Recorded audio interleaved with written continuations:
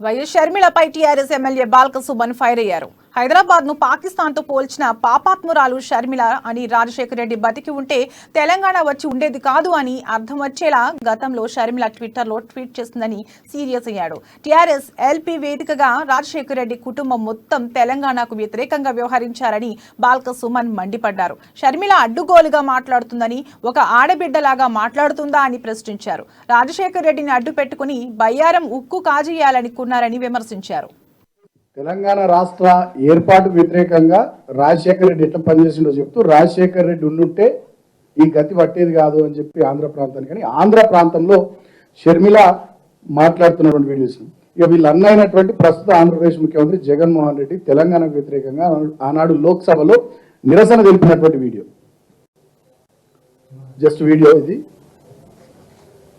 Audio just ఆయన protest తెలిపిండు Telangana రాష్ట్ర ఏర్పాటుకు వ్యతిరేకంగా, ప్లకార్డు కూడా ప్రదర్శించింది.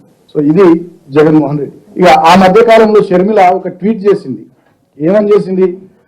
2009 సెప్టెంబర్ 2 ఆ రోజు మీరు తిరిగి వచ్చుంటే